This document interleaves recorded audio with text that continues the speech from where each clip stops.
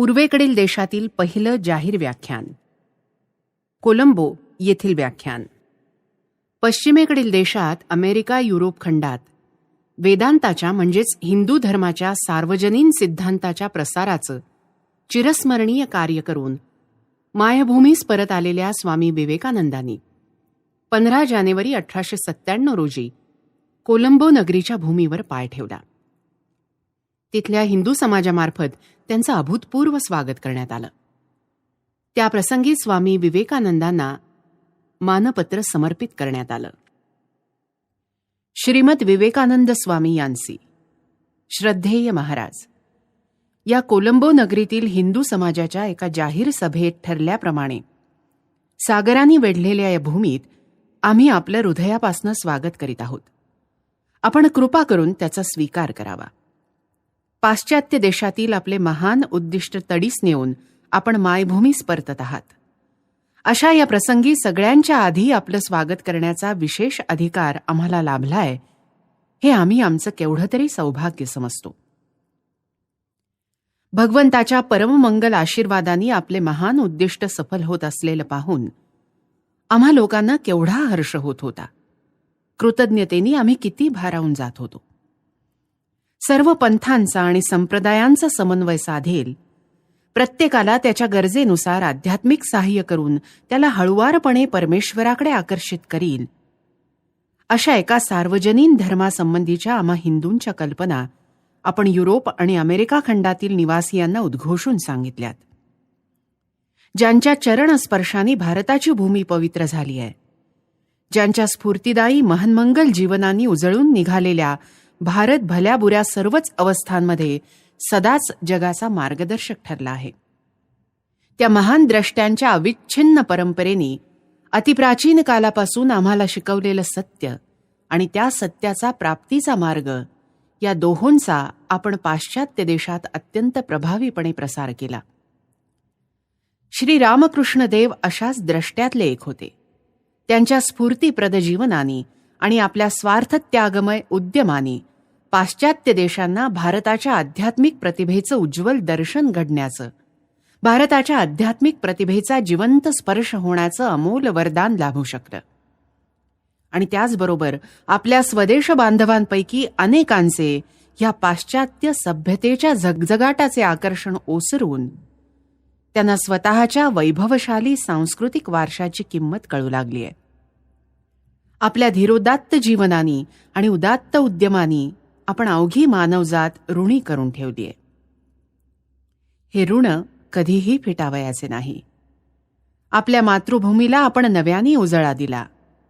त्या विश्वविधात्याच्या अपार कृपेने आपली आणि आपल्या कार्याची सतत अशीच भरभराट होत राहो, एवढीच आमची प्रार्थना आहे.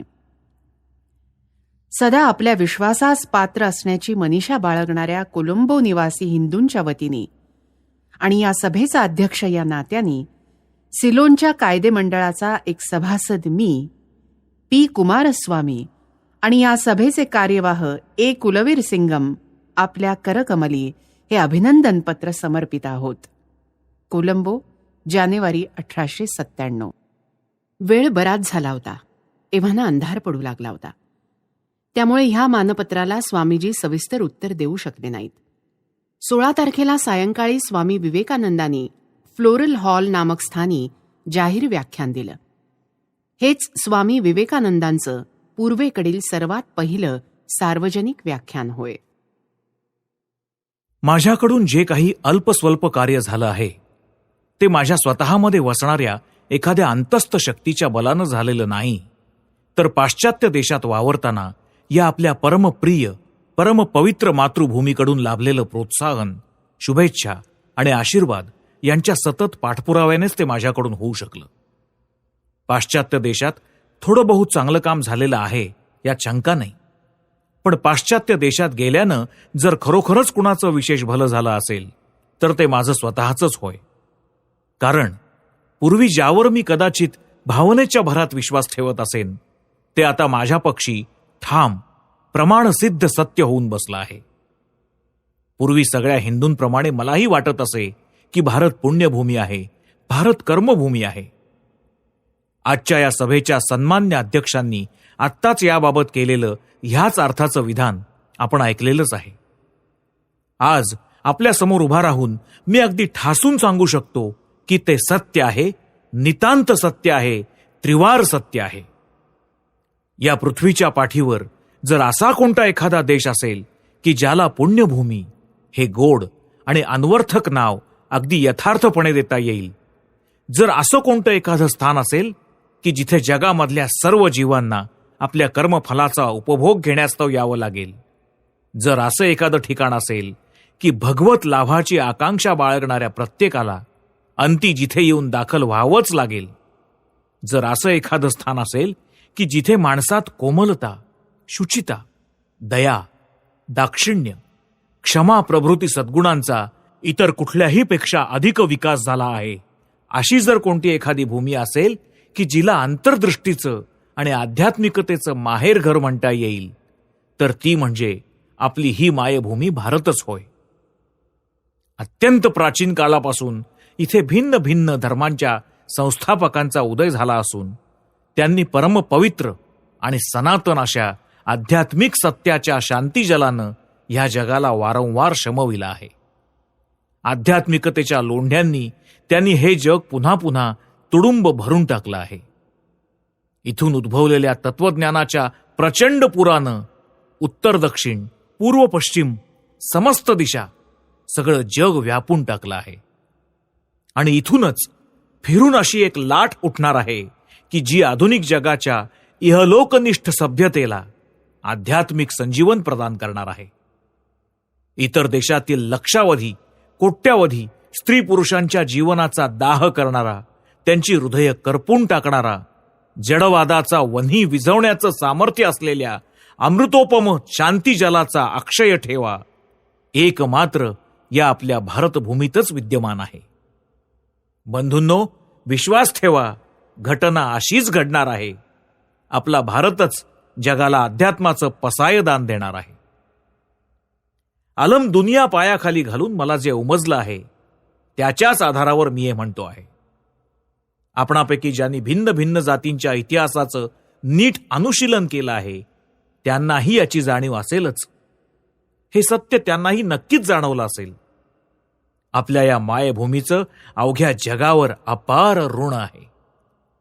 देशोदेशीची तुलना करून बघितली तर आढळून येईल की जग या सोशिक, सहनशील, सौम्य हिंदू जातीचं जितकं ऋणी आहे तितकं आणखी कोणत्याही जातीचं नाही. सौम्य किंवा मवाळ हिंदू हे शब्द काही वेळा हिंदूंची हेटाळणी करण्याच्या उद्देशाने, त्यांचा तिरस्कार करण्याच्या हेतूने वापरले जात असतात. पण अवहेलनेच्या आणि तिरस्काराच्या शब्दांमध्ये पुष्कळदा विलक्षण सत्य दडलेलं असतं. याचं सर्वोत्कृष्ट उदाहरण म्हणजे मवाळ हिंदू हे शब्द होय. हिंदू सदाचीच त्या विश्वपित्याची लाडकी लेकरं होत. जगाच्या इतरही भागात निरनिराळ्या सभ्यता उदयाला आल्या, खरंय. प्राचीन काळी आणि वर्तमान काळीही कित्येक शक्तिशाली सुमहान जातींनी उच्च विचार, उच्च सिद्धांत, उच्च मतं जगाला दिली. अगदी खरी गोष्ट. प्राचीन काळी आणि वर्तमान काळी कितीतरी अद्भुत तत्व एका जातीने दुसऱ्या जातीला बहाल केली आहेत. मंजूर आहे. प्राचीन आणि वर्तमान काळी कोण्या कोण्या जातीच्या जीवनाच्या लोंढ्याबरोबर महान शक्तिशाली सत्यांची बीज इतस्ततः विखुरली गेली आहेत, कबूल आहे. पण माझ्या मित्रांनो, लक्षात ठेवा, त्या साऱ्यांचा प्रचार झाला आहे रणशिंगांच्या कर्कश निनादानं, रणसाज चढवलेल्या बेगुमान सैनिकांच्या धुमाळीमधून. मानवी रक्तात भिजवल्याशिवाय, लाखो बांधवांचं रक्त सांडल्याशिवाय ह्यातील कोणतीही जात दुसऱ्या जातीला असला नवीन विचार वा सिद्धांत देऊ शकलेली नाही. यातील प्रत्येक ओजस्वी सिद्धांताच्या प्रचाराबरोबरच उठले आहेत लाखो गंटी निरपराध लोकांचे हाहाकार, उसळले आहेत अनाथ बालकांचे चित्कार आणि वाहिले आहेत दीन विधवांचे अश्रू. मुख्यतः याच उपायांनी इतर जातींनी जगाला शिकवलेलं आहे. पण भारत या उपायांची कास न धरता हजारो वर्ष जिवंत आहे.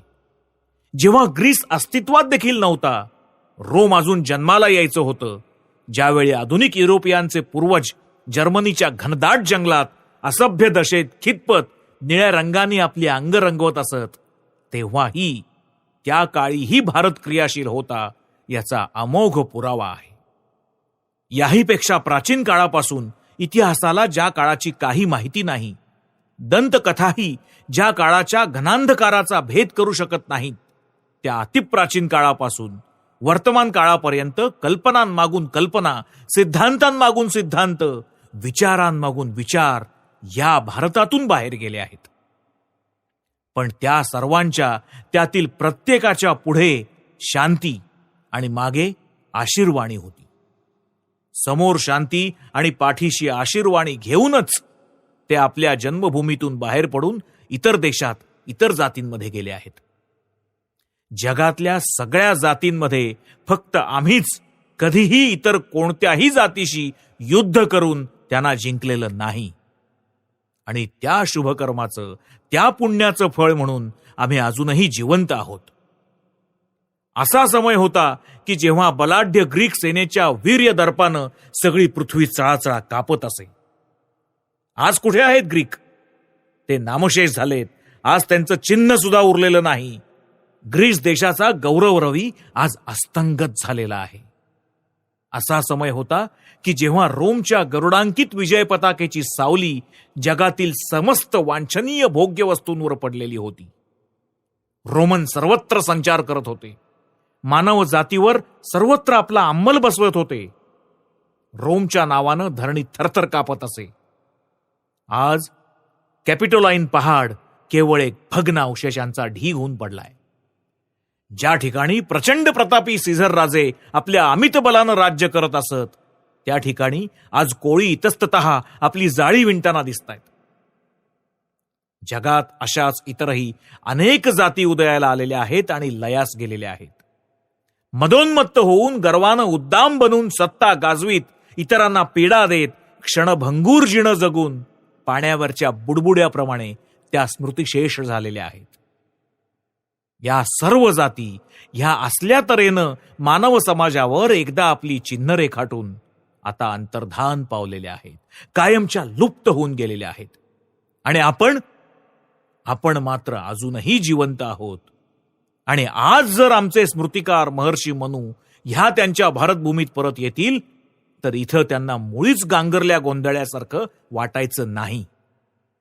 इथल्या कशाविषयीच त्यांना काही अचंबा वाटायचा नाही. आपण या कोणत्या अनोळख्या जागी येऊन पडलो आहोत असं त्यांच्या मनात सुद्धा यायचं नाही. हजारो वर्ष चिंतन आणि पारख करून निर्मिले गेलेले ते सगळे पुरातन विधिनिषेध, ते सर्व प्राचीन नियम इथं अजूनही प्रचारात आहेत. शेकडो शतकांच्या अनुभवांनी अस्तित्वात आणलेले, चिरंतनच वाटावेत असे ते सगळे आचार इथं अजूनही प्रचारात आहेत. जसजसा काळ लोटतो आहे, जितके जितके संकटाचे आणि दुर्दैवाचे घणाघात त्याच्यावर होत आहेत, तसतसे आणि तितके तितके ते आणखीच बळकट, अधिकाधिक चिरस्थायी, आणखीच टिकाऊ बनत आहेत. या सर्व विधिनिषेधांचे आणि आचारांचे केंद्र कोणते? कुठून जीवनरसाचा पुरवठा होऊन ते पोचले जातात? आमच्या जातीच्या जीवनाचा मूळ झरा कोणता? हे जर जाणू इच्छित असाल तर विश्वास ठेवा, या सर्व पृच्छांचं उत्तर आहे धर्म. सगळं जग पालथं घालून मला जो काही अनुभव आला त्याच्याच बळावर मी हा सिद्धांत बांधलेला आहे. इतर जातींच्या लेखी धर्म हा संसारातील बाकीच्या कामांसारखं एक काम आहे इतकंच. राजकारणाची चर्चा आहे, सामाजिक जीवन आहे, धन आणि सत्ता यांच्याद्वारा जे काही लाभू शकतं, इंद्रियांना ज्यांना आनंद होतो त्या साऱ्यासाठी धडपड आहे. या सगळ्या निरनिराळ्या कामांमध्ये आणि भोग भोगून शिथिल झालेल्या इंद्रियांना अंमळ उद्दीपित करण्याच्या खटाटोपाबरोबरच थोडा बहुत धर्मही आचरायचा, ही त्या लोकांची धर्माविषयीची कल्पना. पण इथे या भारतात मात्र माणसाचे सगळे प्रयत्न आहेत धर्मासाठी.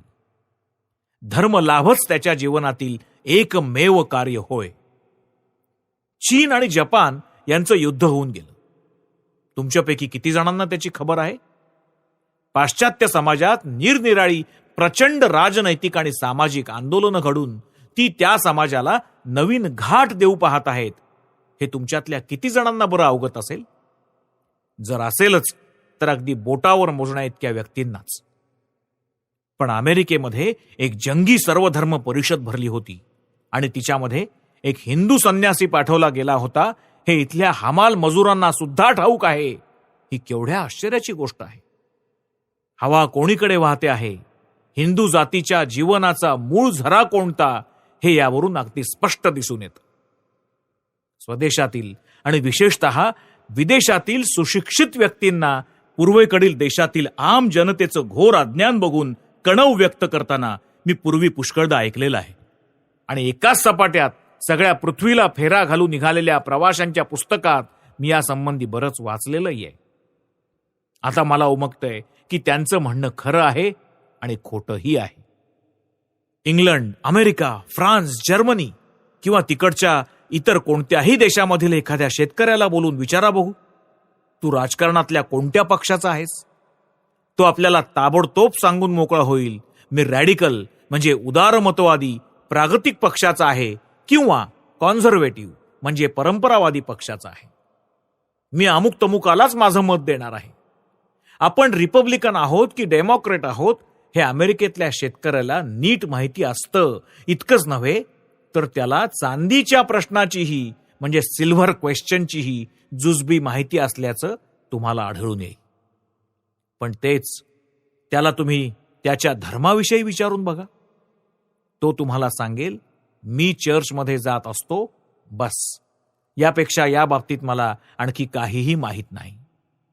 किंवा फार झालं तर तुम्हाला तो सांगेल की माझे वडील ख्रिस्ती धर्माच्या अमुक अमुक पंथाचे होते.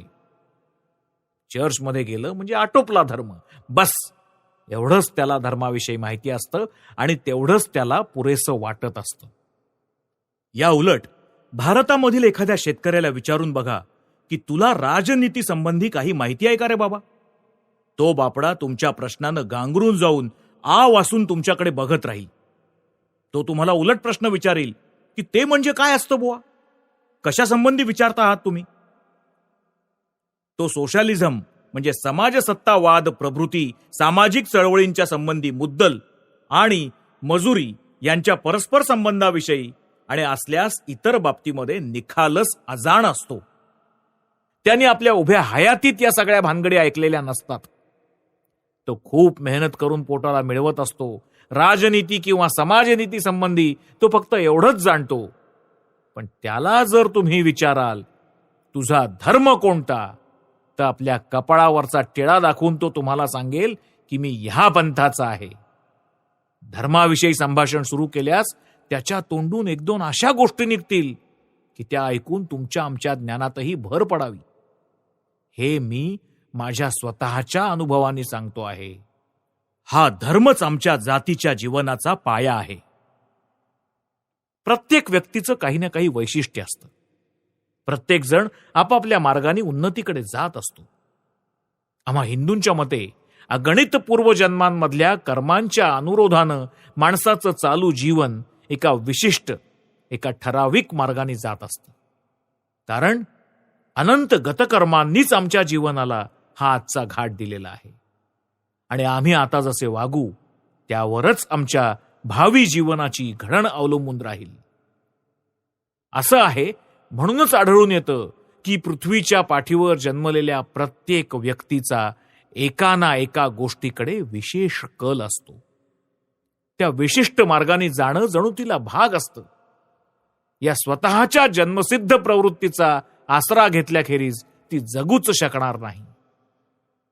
हे जसं एखाद्या व्यक्तीच्या बाबतीत खरं आहे, तसंच व्यक्तीची समष्टी जी जात तिच्या बाबतीत सुद्धा ते तितकंच खरं आहे.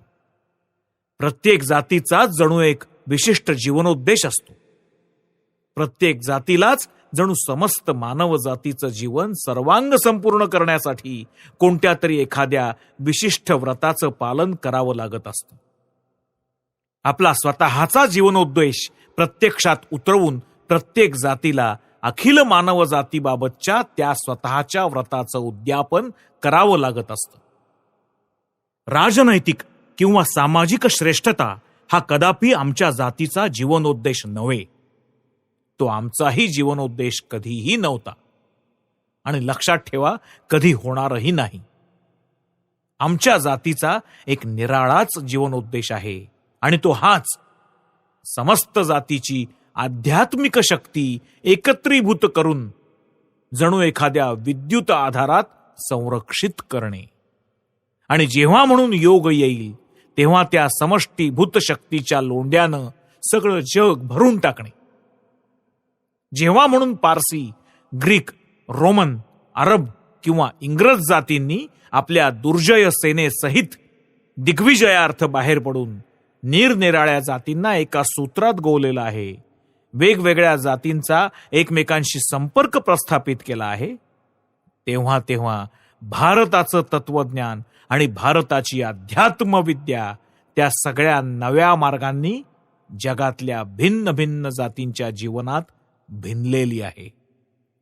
अखिल मानव जातीच्या उन्नतीप्रित्यर्थ शांतिप्रिय हिंदूंनाही काही द्यावयाचं आहे. आध्यात्मिक दीप्तीच जगताला भारताचं पसायदान आहे.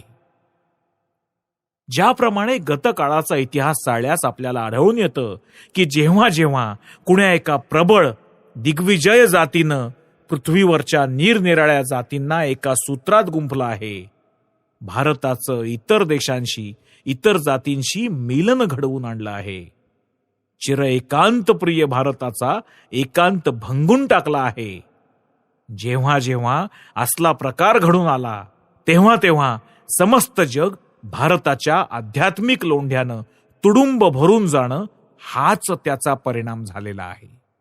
या 19व्या शतकाच्या आरंभी विख्यात जर्मन तत्वज्ञ शोपेनहॉर यांनी वेदांच्या एका जुन्या अनुवादावरून एका फ्रेंच युवकाला केलेला जुजबी लॅटिन अनुवाद वाचून उद्गार काढले होते की सगळ्या जगात उपनिषदांच्या अध्ययना इतकं लाभदायक आणि हृदयाची उन्नती करेल असं दुसऱ्या कोणत्याही ग्रंथाचं अध्ययन नसेल. जीवनात त्यानं मला शांती दिली आहे आणि मरतानाही तेच मला शांती देईल.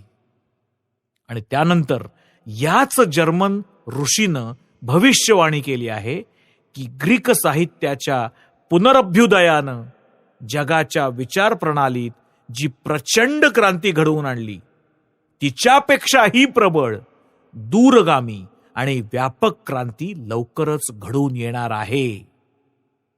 आज शोपेनहॉरांची भविष्यवाणी खरी ठरते आहे. ज्यांचे डोळे उघडले आहेत, जे पाश्चिमात्य जगातील भिन्न भिन्न जातींची मनं कशा प्रकारे कार्य करतायत ते जाणतात, जे विचारशील आहेत आणि विभिन्न जातींच्या जीवनाचा ज्यांनी सखोल अभ्यास केला आहे, त्यांना भारतीय विचारांचा हा संध अविराम प्रवाह जगाच्या मनोभावात, वागणुकीत, साहित्यात किती विलक्षण परिवर्तन घडवून आणतोय हे स्पष्ट दिसून येईल. तथापि भारताच्या प्रचाराचं एक वैशिष्ट्य आहे. त्याची थोडीशी कल्पना मी तुम्हाला मघा दिलेलीच आहे.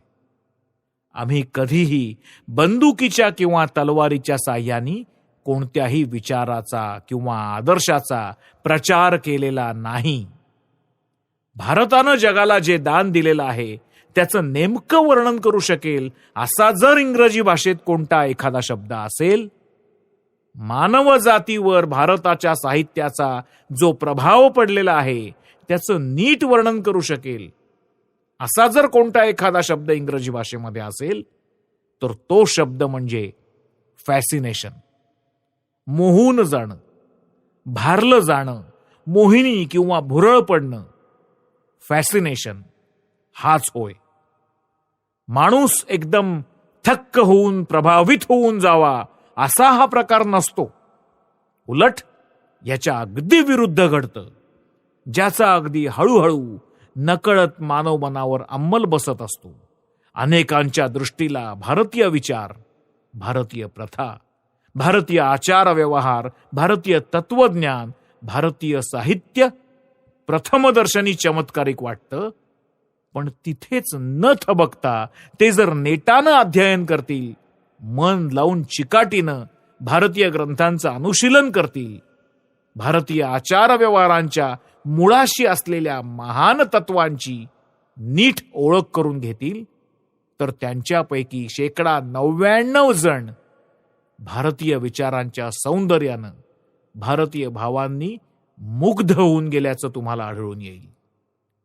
अति मंदपणे पडणाऱ्या, पडताना कोणाला न दिसणाऱ्या, न ऐकू येणाऱ्या आणि तरीही विलक्षण परिणाम घडवून आणणाऱ्या प्रातःकालीन दवाप्रमाणे ह्या शांत, सहिष्णू, सोशिक, धर्मनिष्ठ जातीनं विचार जगतात आपला अंमल बसवलेला आहे. फिरून एकवार जुन्या इतिहासाची पुनरावृत्ती व्हायला सुरुवात झाली आहे. कारण आज ज्यावेळी आधुनिक विज्ञानाच्या शोधांनी सतत केलेल्या प्रहारांमुळे दृढ आणि अभेद्य वाटणाऱ्या जुन्या धार्मिक विश्वासांचा पाया सुद्धा खिळखिळा बनून छिन्न विछिन्न होतोय, ज्यावेळी मानव जातीला स्वतःकडे खेचून घेण्याच्या निरनिराळ्या धर्मपंथांच्या मोठ्या मोठ्या वल्गना शून्यात विरून जात आहेत, ज्यावेळी आजकालच्या पुरातन तत्व संशोधन विद्येच्या प्रचंड मुसळाघातांनी बद्ध मूल जुन्या पुराण्या रूढ कल्पनांच्या काचेच्या ठिसूळ भांड्याप्रमाणे पार चक्काचूर होतो आहे, ज्यावेळी पाश्चात्य धर्मात धर्म केवळ अडाण्यांच्या हाती राहिला असून जाणते लोक धर्माशी संबंध असलेल्या सर्वच गोष्टींची किळस धरू लागले आहेत, अशा वेळी जेथील रहिवाशांचं धर्मजीवन सर्वोच्च आध्यात्मिक तत्वांवर उभारलेलं आहे, अशा भारताचं तत्वज्ञान, भारतीयांच्या सर्वोच्च धार्मिक आकांक्षामधून उदयाला आलेले उदात्त सिद्धांत जगासमोर येण्यास सुरुवात झाली आहे. परिणामी आज ही सगळी महान तत्व, असीम अनंत जगाचं एकत्व, निर्गुण ब्रह्मवाद, जीवात्म्याचे अनंत रूप आणि त्याचे विभिन्न जीव शरीरात अविच्छिन्नपणे संक्रमण, ब्रह्मांडाचे अनंतत्व इत्यादी अपूर्व तत्व आज पाश्चिमात्य जगाला आधुनिक विज्ञानाच्या जडवादाच्या पंजातून सोडवण्यासाठी अगदी स्वाभाविकपणे पुढे सरसावत आहेत. प्राचीन धर्मसंप्रदाय जगाला एक लहानसं मातीचं ढेकूळ समजत आणि काल म्हणजे टाइम सुद्धा अगदी थोड्याच दिवसांपासून सुरू झाला आहे असं मानत. देश काल निमित्ताचं अनंतत्व आणि सगळ्यापेक्षा म्हणजे मानव आत्म्याचा अनंत महिमा केवळ आमच्याच प्राचीन शास्त्रांमध्ये वर्णिलेला आहे आणि सदा या महान तत्वांच्या आधारानेच आमची धर्म जिज्ञासा प्रगत झालेली आहे. आज ज्यावेळी क्रमोन्नतीवाद, शक्तींचा अक्षयत्व प्रभूती आधुनिक भयावह सिद्धांत सगळ्या अपक्व धर्ममतांच्या मुळावरच कुऱ्हाडीचे घाव घालत आहेत, अशा वेळी मानवात्म्याची ती अपूर्व निर्मिती, ईश्वराची अद्भुत वाणीच असा जो वेदांत, त्या वेदांताच्या उन्नतीकारक, हृदयाला स्पर्श करणाऱ्या आणि हृदयाचा विस्तार करणाऱ्या तत्वांखेरीज आणखी दुसरं काय बरं सुशिक्षित मानवाच्या श्रद्धेला आणि भक्तीला पात्र होऊ शकेल. पण याबरोबरच हेही लक्षात ठेवा की भारताबाहेरच्या देशांमध्ये पडणाऱ्या भारतीय धर्माच्या प्रभावासंबंधी बोलताना ज्यांच्या पायावर भारतीय धर्माची इमारत उभारली आहे, ती मूलतत्व हाच भारतीय धर्म या शब्दाचा अर्थ मला अभिप्रेत आहे. त्याच्या शाखा प्रशाखा, शेकडो शतकांच्या सामाजिक आवश्यकतेनुसार त्याच्याशी जोडल्या गेलेल्या सगळ्या लहान सहान गौण बाबी, त्याचप्रमाणे भिन्न भिन्न प्रथा, रूढी, सामाजिक कल्याणाबाबतचे बारीक सारीक तपशील वगैरेंचा वास्तविकदृष्ट्या धर्म या शब्दामध्ये अंतर्भाव होऊ शकत नाही. तुम्हाला माहिती असेलच की आपली शास्त्र 2 प्रकारच्या सत्यांचा उल्लेख करत असतात आणि त्या 2 सत्यांमधला फरक ती स्पष्टपणे दाखवत असतात.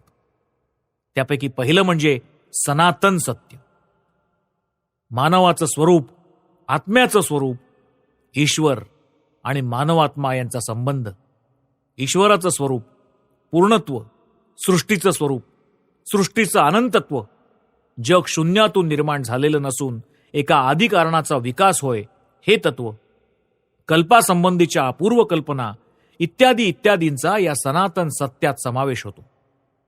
हे सनातन सिद्धांत सर्वजनीन, सर्वकालीन आणि सर्वदेशीय सत्यावर आधारलेले आहेत. ह्या सनातन सत्याखेरीज आणखी अनेक गौण विधी सुद्धा आमच्या शास्त्रात पाहायला मिळतात. हे विधी आमची दैनंदिन जीवनातली कृत्य नियमित करत असतात. या विधींचा अंतर्भाव श्रुतींमध्ये किंवा वेदांमध्ये करता यायचा नाही. त्यांचा अंतर्भाव वस्तुतः स्मृतीत किंवा पुराणात होतो. यांच्याशी त्या पहिल्या वर्गातील सनातन तत्वांचा काही संबंध नाही. आमच्या आर्य जातीतही हे विधी सतत बदलत असून निरनिराळी रूप धारण करत असल्याचं आढळून येईल. एका युगातील विधी दुसऱ्या युगात रद्द होतात. ज्यावेळी या युगानंतर आणखी वेगळे युग येईल त्यावेळी ते फिरून नवरूप धारण करतील. थोर थोर ऋषी आविर्भूत होऊन नव्या देशकालांना, नव्या परिस्थितीला उपयुक्त असे नवीन नवीन आचार प्रवर्तित करतील. जीवात्मा, परमात्मा आणि ब्रह्मांड या संबंधीच्या या सगळ्या अपूर्व, अनंत, उन्नतीकारक, विकसनशील धारणांना पायाभूत असलेले सिद्धांत भारतातच जन्माला आलेत. केवळ भारतातच माणूस आपल्या जमातीच्या छोट्या छोट्या देवतांवरून तुझा देव खरा की माझा देव खरा हे आपण एकमेकांची लढाई करून ठरवू असं म्हणून शेजाऱ्याशी झगडण्यात सरसावलेला नाही. लहान सहान देवतांवरून युद्धास प्रवृत्त होण्याची संकुचित मनोवृत्ती केवळ या भारतातच कधीही निर्माण होऊ शकली नाही. ही सगळी महान मूलतत्व मानवाच्या अनंत स्वरूपावर अधिष्ठित असल्याकारणे त्यांच्यात हजारो वर्षांपूर्वी इतकीच आजही मानव जातीचं कल्याण करण्याची शक्ती वसत आहे.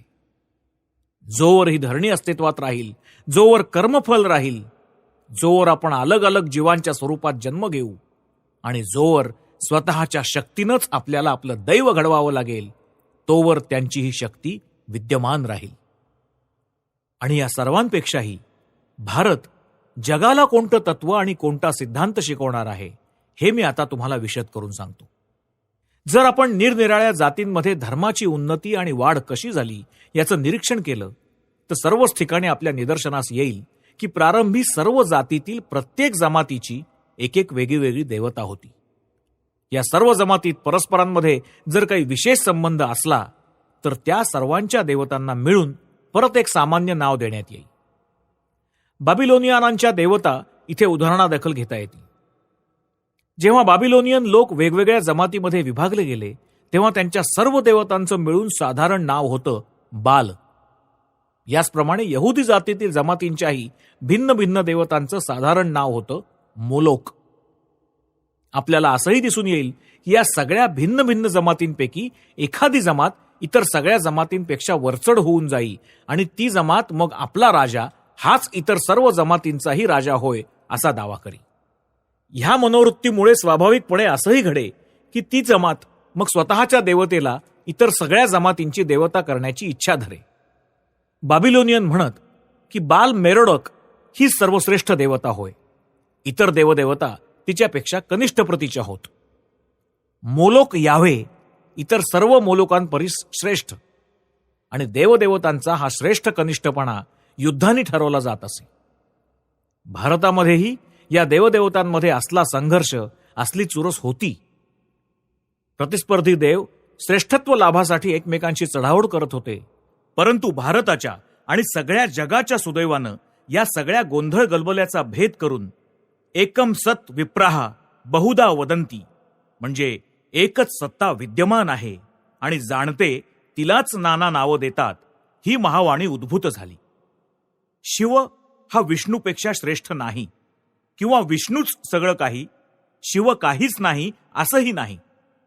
एकाच परमेश्वराला कोणी शिव तर कोणी विष्णू तर कोणी आणखी निराळ्या नावाने आळवत असतात.